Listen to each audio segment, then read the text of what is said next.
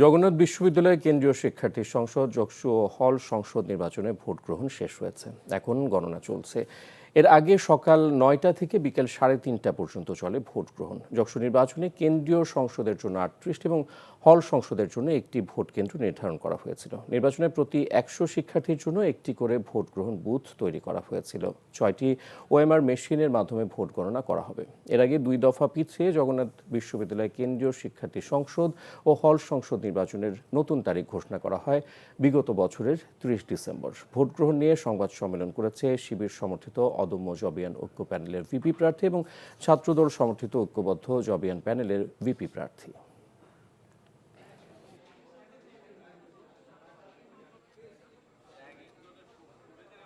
ছাত্রদল সমর্থিত প্যানেল তারা তাদের ভোটার আইডি কার্ডের পিছনে তাদের প্যানেলের ছবি যুক্ত করছে। তো এই ছবি যদি তারা অ্যালাউ করে তাহলে অন্যান্য প্যানেলগুলো, সেটা বাম হোক বা ছাত্রশক্তি হোক বা শিবির হোক বা স্বতন্ত্র প্রাণী, তাদের ব্যালটগুলো কেন ঢুকতে দিবে না? এটা হচ্ছে আমাদের প্রশ্ন।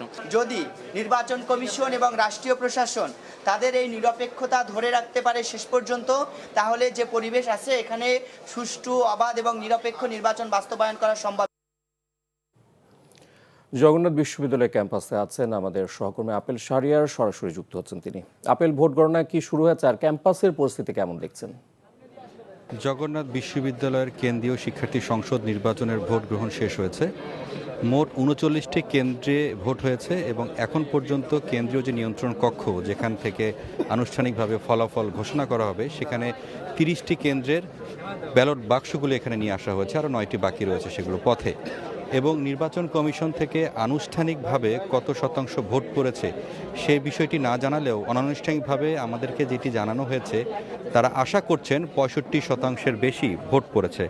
এবং নির্বাচন অর্থাৎ ভোট গ্রহণের সময় যে ছোটোখাটো যেসব অভিযোগগুলো করেছে, পাল্টাপাল্টিভাবে যেসব প্যানেলগুলো তারা এই ভোটে অংশ নিয়েছেন, সেটি তারা গুরুত্ব সহকারে দেখেছেন। এবং একই সঙ্গে অর্থাৎ যারা এখানে অংশগ্রহণ করছেন এই ভোটে বারবার একটু অভিযোগ করছেন এবং আশঙ্কার কথা বলেছেন যে এই যে ভোট অর্থাৎ ফলাফলের সময় যাতে কোনো ধরনের কারচুপি না হয় সেই বিষয়টি সতর্ক থাকতে বলেছেন। এবং একই সঙ্গে আপনি জানেন যে এবার জগন্নাথ বিশ্ববিদ্যালয়ের যে ছাত্র সংসদ যে নির্বাচন, এটি কিন্তু মেশিনের মাধ্যমে ফলাফল আসলে ঘোষণা করা, ফলাফলটি আসলে করা হবে। তো এর জন্য এটি একটি ভালো দিক, অত খুব তাড়াতাড়ি ফলাফলটি ঘোষণা হয়ে যাবে বলে আশা করা হচ্ছে। এবং সেটি এই ফলাফল সরাসরিভাবে সম্প্রচার করা হবে। অর্থাৎ আপনি জানেন যে এই ক্যাম্পাসের বাইরে কয়েকটি এলইডি মনিটর বসানো হয়েছে, সেখান থেকে শিক্ষার্থীরা সরাসরি সেটি দেখতে পারবেন।